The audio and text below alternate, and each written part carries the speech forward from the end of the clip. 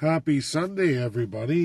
It's beautiful weather here in Toronto, so it was a nice wake up last night. I experienced what people are telling me is called a moon dog. I've never heard of that before, but I went through it last night, and I guess it was a shift from extreme cold to extremely nice and warm. That was the reverse of kind of what people were saying, but out west, Alberta, our winters are long and they're cold.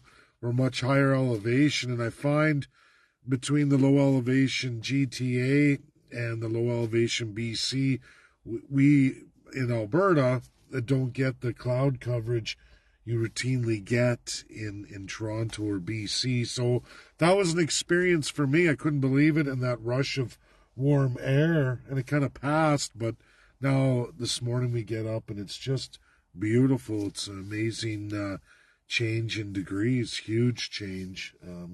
30-degree change. Alberta, we experience a 100-degree guarantee. It can get as hot in the summer as up to 40 sometimes, or close to it, as low as minus 60. We've had records of that. I've worked in over minus 50 before, not fun, but I see everybody's logging on. I want to do this video on cartels, and I got a lot. I've seen the video of the dairy producer, milk producer who had to dump out 30,000 liters, and I want to go through all of it. I'm no stranger to this. Back in Alberta, which we have massive cartels. Massive. There was the Canadian Wheat Board, and that's gone now, and there's others. There's still things in place. Heavy duty, just in Alberta, relatively compared to the rest of Canada. I can go through Alberta very well. Every province regulates the same cartels. Basically, they all have boards, commissions, panels. I did a whole course on civil societies, at least for Albertans, and I know I'm going to have to invite all those in our party from across Canada.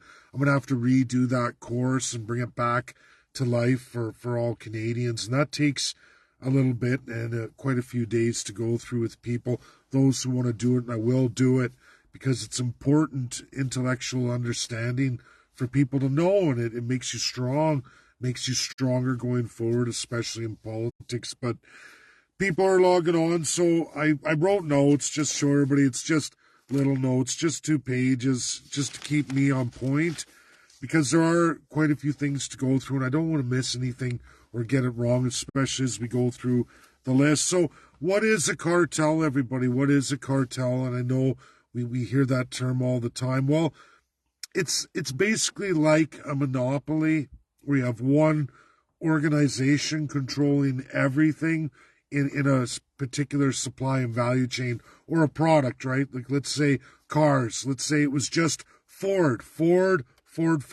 and nobody else could produce cars. So you get the price jacked up. That's an extreme monopoly, right? So you have all these car producers, or in other industries, all these producers. But what happens in a cartel is all the producers get together and they say, hey, we're going to fix production. We're going to set a cap on how much we produce, whether that's weekly or monthly or annually. That's all she wrote. That's all we're going to produce, and we're going to fix the price at this level. Now, everybody should be fully aware that all the gasoline companies, retail, it's all price fixed all across Canada, every province. Your energy, natural gas, your electricity, every province regulates that differently. People say, oh, no, wait, there's versions you can take, but hear me out. So there's a list. There's gas, electricity, absolutely telecommunications, dairy, and real estate. Those are all huge cartels, Canada-wide. Cartels you don't find anywhere else in the world. And so these cartels that production fix or price fix through production caps, and you don't get any other outsiders coming in to give you an affordable product. Why are there cartels? Well, folks, I hate to break it to you, but they begin with the highest source, the government itself. This is both federally and provincially. Another factor is environmental. In Canada, we have extreme seasonal variations. We're going to overlap that into some of the cartels so people understand, and we're going to get into details on that. And then 3 are the global value and supply chains. Does Canada have a seat in those, or Canadian companies? And the answer a lot of the time is no. No. If they don't have a seat in those, you're going to see the emergence of a cartel. And again, we can go back to government as the number one source of creating cartels. And I call that divine socialism. Others will argue divine capitalism. Folks, either way, it all boils down to the government interference in the free market at your expense. Now, is some of it justified? We're going to get into that. We're going to get into which ones are justified and where, and absolutely which ones are not. So let's start with governmental and the list I gave you. There's way more cartels, but these are the big ones. And why they're the big ones? Because food, clothing, shelter, energy, part of that. These are musts. Your ability to get to work, your ability to drive, get around, it all ties in together. These are critical services that you, the people, can't go without. Can't go without food, can't go without water, can't go without energy, whether that's for heating or for powering the things you need to get through your daily lives. You will die without them. So it's problematic in certain respects to see such cartels. Now, we look at governmental socialism, the concept of divine socialism powered by the government through their civil societies that their friends own. They got their friends on the boards. We think they're governmental, but they're not. They're just attached to government, being paid by government, which means being paid by you. Now, gasoline for cars, it's all priced, fixed, and regulated. We watch the pumps change every does it. Same amount. The government has regulated all of that. They've added all the taxation on top. They're taking their cut too. Why? It's to control your movement, control your businesses, control value and supply chains, and to make sure they get their money back to fuel their civil societies. It's a very good way to control the population. Keeps you in limited driving distances. You can look at 15-minute cities.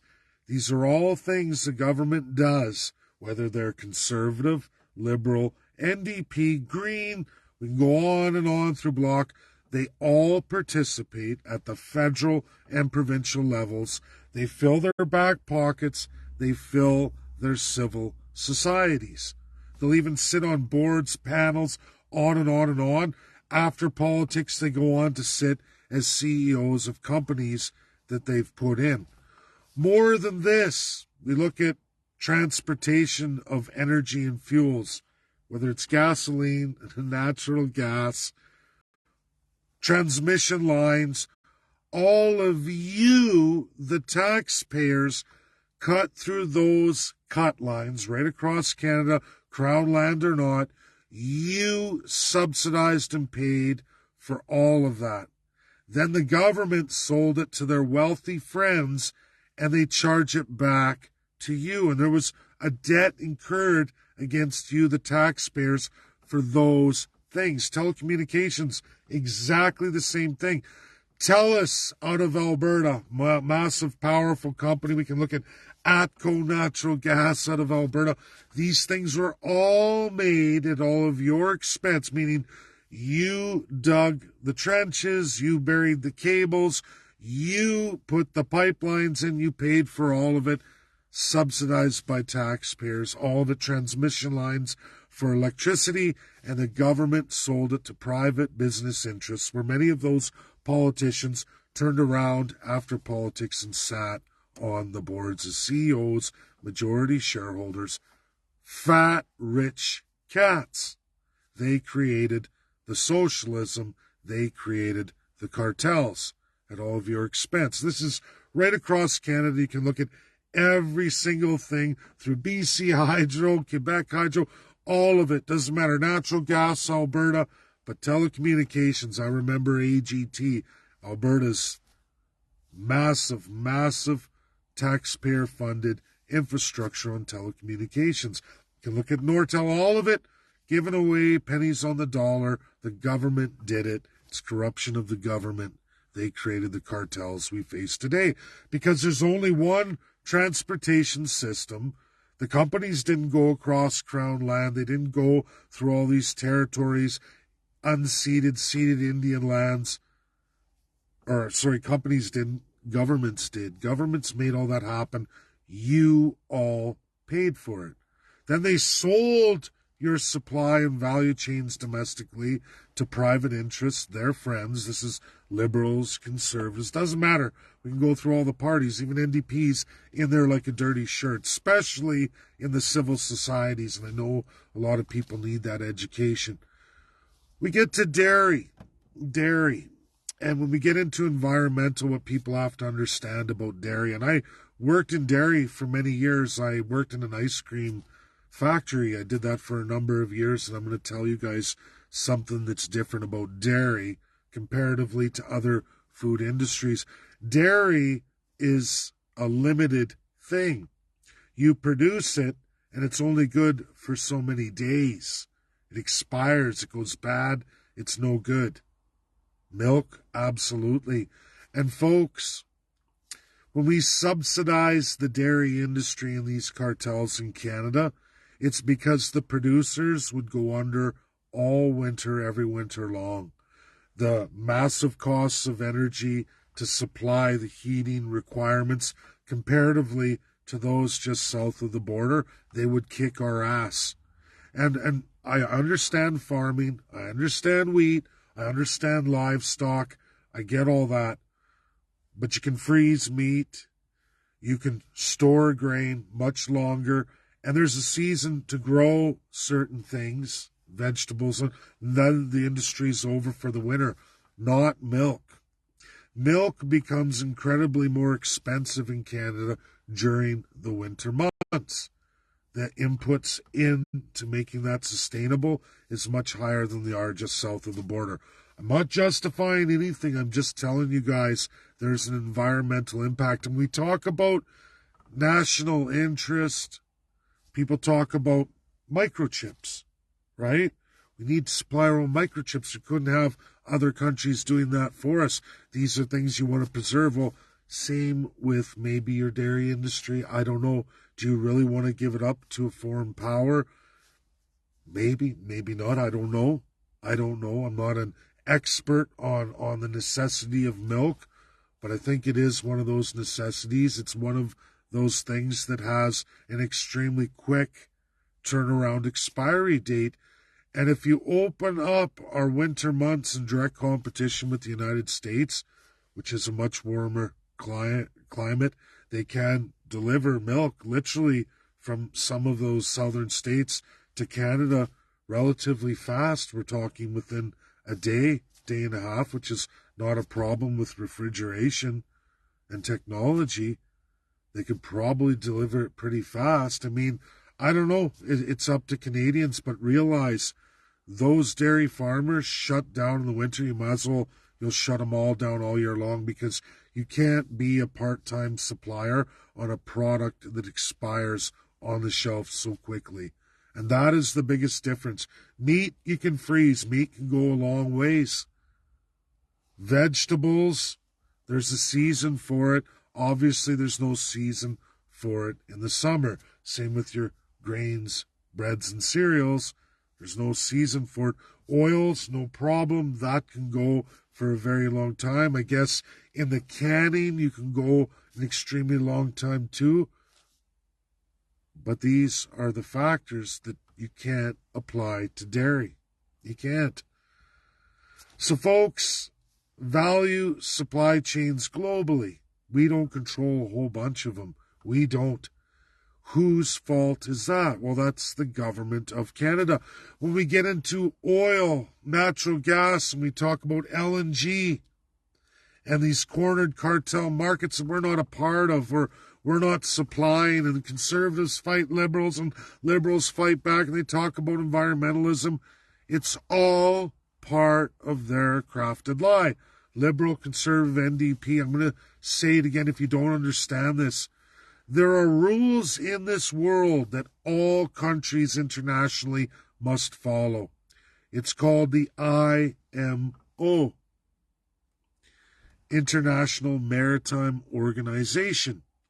It's very old. It was part of the League of Nations. It's one of those things brought over in the UN today. And what's required there is when it comes to oil products, when it comes to natural gas, liquefied, and others, you are required to supply those on a world stage at a set supply value chain mechanism. Well, what is that? 2 million, a million to 2 million plus capacity tankers, 750,000 barrel capacity Suez tanker for the Suez Canal.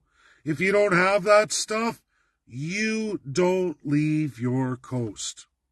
What does that mean? Well, it means you need deep capacity ports, deep capacity port supply pipelines, and you need the 1 to 2 million plus capacity super tankers. That's what's out there in the world stage in those foreign markets. If you don't have it, you don't leave your coast, which means your Canadian products, your energy products, go in the crappy 200,000 that have been outlawed since 2020. 2020, January 1st. You can't leave your coastal line. That's why we go up the West Coast to the States. We don't go out in the ocean. Anyone telling you that is a liar. Can't drive those tankers across the Pacific or Atlantic Ocean. Nobody's going to receive it. You can, though, go along your coast, fill up a super tanker, or you can go to a U.S. refinery coast and supply them at a deep discount. But that's as far as you go. You will never see all the other continental markets. You'll never get it. That is government run, government done by the Canadian Conservatives, Liberals, NDP, and Bloc. All together. They do this. They are one crown. Just like 95% of the cartels in our most critical needs are controlled and absolutely at our expense, the Canadian consumer, by the government of Canada. They'll even sell said products at a deep discount. I could have gone into pharmaceutical. Right now, what we're doing in pharmaceutical, what we, the taxpayers, subsidize in Canada through CMHC and our provincial health services and budgets, half of our income tax goes into that almost. And we subsidize and then sell those said products to the USA at deep discounts.